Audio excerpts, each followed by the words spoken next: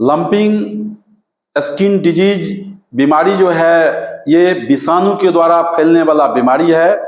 ये बीमारी भारतवर्ष के सभी राज्यों में होते हुए हमारे राज्य बिहार एवं हमारे जिले सीतामढ़ी में भयंकर रूप से इस बीमारी का प्रसार हो रहा है।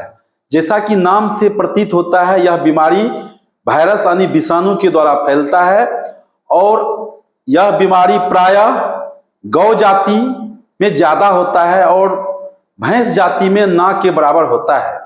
यह बीमारी का मुख्य कारण है जानवर के ऊपर जो टिक या माइट रहता है, जिसको हम लोग किलनी या चिचरी बोलते हैं, और जो जानवर को डॉस मक्खी काटता है उसके काटने से ये बीमारी फैलता है। यह बीमारी प्राय ऐसा देखा गया है, जो जिस जिस क्षेत्र में यह बीमारी फैलता है, जहां भी गौ जाति की संख्या ज्यादा है, सबसे पहले ये बीमारी जो है उसका वायरस जो है गौ जाति के पशुओं को आक्रांत करता है। ये बीमारी का आप स्वरूप ये दे सकते हैं, जो आज वर्तमान समय में सीतामढ़ी जिले में कम से कम 500 पशुओं की मृत्यु हो गई है और 200 जो पशु है गौ जाति का जो गाय है ये अंडर ट्रीटमेंट है। तो हम किसान भाइयों को यह सलाह देना चाहेंगे, इस बीमारी का आप बचाव कैसे करेंगे। आप सभी जानते हैं बचाव करने के लिए जो है आपको 2 रास्ता हमें अपनाना है।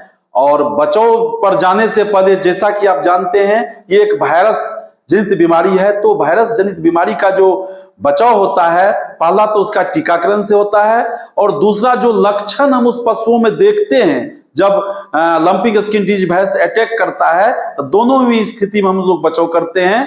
तो ये बीमारी में जो पहले क्या होता है, हम लोग ट्रीटमेंट कराते हैं। ट्रीटमेंट कराने के लिए हम उसके लक्षण देख के उसका हम ट्रीटमेंट कराते हैं। जैसे कि लक्षण में पहले ही बता चुके हैं, ये बीमारी पूरे शरीर में चकता हो जाता है। चकता हो जाने के बाद शरीर में फफोला हो जाता है और शरीर के बहुत सारे गांठ पर भी जो है सूजन हो जाता है और उसके साथ साथ जानवर को बुखार हो जाता है। क्योंकि ये बीमारी जो है 7 से 14 दिन तक रहता है, इसीलिए इसका जो ट्रीटमेंट है या मेडिकल एडवाइस है 7 से 14 दिन तक चलता है। उसके बाद ये बीमारी धीरे धीरे कम हो जाता है।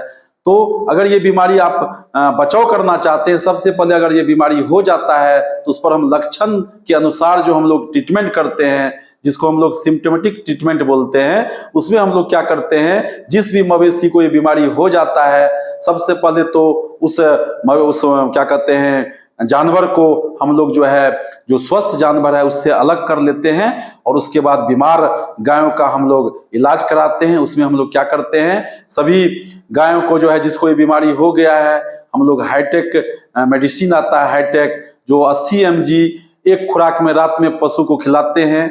उसके बाद दूसरा दवाई आता है मेविल, जो आपको हिस्टामिनिक है, जो एंटी एलर्जी में काम करता है। इसको हम लोग 6 गोली खरीदते हैं और 1 गोली करके 6 दिन देते हैं। उसके बाद चूंकि इस बीमारी में क्या होता है, पूरे शरीर का जो चकता या फफोला है वो फूट जाता है। तो हम लोग को ये भी रहता है इस बीमारी का जो मतलब चकता फूटने के बाद जो घाव हो जाता है, इसको घाव रिकवर करने के लिए हम लोग क्या करते हैं, उसको बोविल मेडिसिन का प्रयोग करते हैं, जो टिश्यू को बहुत जल्दी हील करता है। इसके साथ साथ चूंकि इस बीमारी में जो है गायों में जो है बुखार 5 दिन या 7 दिन तक लगा रहता है, तो बुखार को कम करने के लिए हम लोग एक अच्छे मेलोक्सिकम पैरासिटामोल दवाई का यूज करते हैं। इस क्रम में हम क्या करते हैं, 2 गोली सुबह शाम 3 दिन या 5 दिन अपने गायों को खिलाते हैं। और उसके साथ साथ क्या करते हैं, आप जैसा कि पहले ही बता चुके हैं, ये एक स्किन डिजीज है। इसका जो है बहुत सारा कारण अभी अननोन भी है। ये बहुत लोग वायरल बोलते हैं,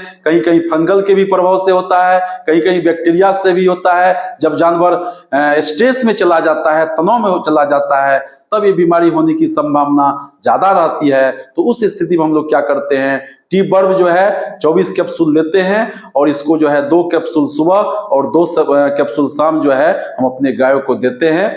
और इसके साथ साथ जैसा कि आपको पहले ही बता चुके हैं, ये बीमारी वायरस के द्वारा फैलता है।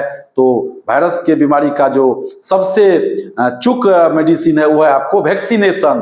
तो इसका वैक्सीनेशन भी आ चुका है। तो आप सभी जानते हैं इसका हम लोगों को वैक्सीनेशन कराना है। लंपिंग स्किन डिजीज वैक्सीन के नाम से बाजार में मिलता है और सरकार के द्वारा भी ये वैक्सीनेशन समय समय पर कराया जाता है। चूंकि ये बीमारी पहले नहीं था हमारे यहाँ, हमारे देश में भी, हमारे राज्य में भी, हमारे जिले में, तो अब सरकार भी जो है प्रायोगिक रूप से जो है इस बीमारी का टीकाकरण अपने स्तर पर भी कराएंगे।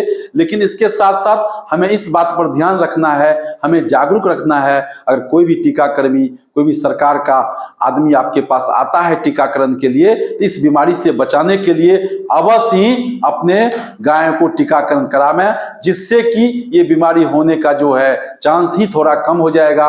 और आप सभी जानते हैं अगर हम एक बार इम्यूनाइज कर दिए हैं अपने गायों को तो पुनः यह बीमारी होने का चांस नहीं रहता है। इसीलिए हमको अंत में सभी किसान भाइयों को, पशुपालकों को यही सलाह है, जो आपके यहाँ गाय है उसको आप जरूर लंपिंग स्किन डिजीज वायरस से बचाने के लिए टीकाकरण कराएं।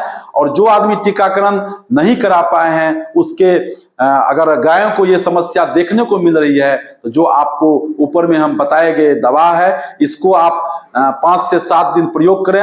हम समझते हैं आपके गायों को 95 से 98% जो है लाभ जरूर मिलेगा।